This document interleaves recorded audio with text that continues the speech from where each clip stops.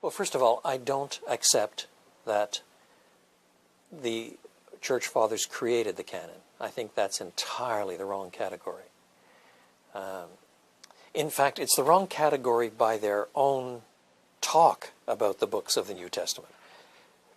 Rather, they were convinced that God had given some documents that were as inspired, as authoritative, as binding as Old Testament books that were already recognized. And the question is, how do you recognize them? How do you recognize them over against competitors? So it wasn't as if the Church Fathers were going around asking, shall we create a bunch of authoritative documents and call them the canon?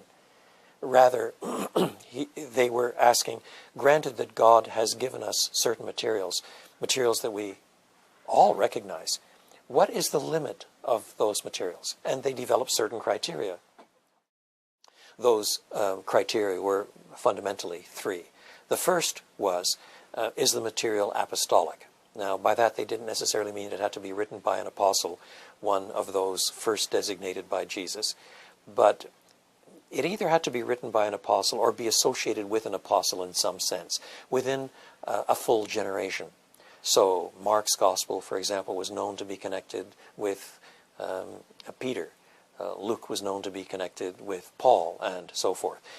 But they were trying to preserve the central place of the first witnesses who were in living contact with Jesus himself, rather than allowing a long succession of later narratives to come on board. So when you start dealing with the Gospel of Peter and this sort of thing, a second-century document without any living connection with Peter, long beyond the time of the apostolic period. One of the reasons why it's not accepted is because it doesn't meet the first criterion. And then, second, the question was always raised, has this always been universally recognized throughout the church? That is to say, is it just some sort of local thing that's been built up by some sort of aberrant group in Egypt, let's say, or in Babylon? Or is it instead something that is massively accepted by the whole church? And you have to recognize that sometimes some documents took a little longer to be accepted in other places. They recognize that too. But that was an important criterion too, so that it was not just a parochial judgment. And then third, they wanted to ask, is this in line with the gospel that we have understood, with what has already been passed down in the documents that are already accepted, in the teachings that the first apostles recognized? Is this something that that is in line with that, or is it different? Now, the possibility of false documents being circulated was recognized from the earliest period. Paul himself warns the Thessalonians that sometimes people were even using his name, trying to claim some authority when it wasn't really valid. Which is why, even when he dictated his letters, he made sure he signed it himself. The signature by the hand of me, Paul, so I write in all my letters. So the question of authentication was pretty important, and the church tried to handle it pretty well. But that doesn't mean that the authority rests in the church. The church merely came to recognize a packet of documents that God himself had given. That is the way it seems to me that it should be worded. And to think of this as a massive conspiracy in which a lot of priestly people in Rome or someplace picked and chose in order to get rid of a whole lot of false teaching, has really got the history all backwards. It's been touted this way for a long time, as if the first teaching structure of the early church was massively diverse and variegated and so on, and gradually became narrower and narrower as the Orthodox, those nasty right-wing bigoted people, finally cut off Gnostics and other kinds of things. The history is just distorted when it's put like this, and it has been answered again and again and again. It starts off with the teaching of Jesus and the apostles, and as it begins to expand, then there are variations of teaching that eventually are judged to be outside the camp. Already in one of the earliest documents in the New Testament, Paul's letter to the Galatians, he is dealing with another gospel that is really no gospel at all.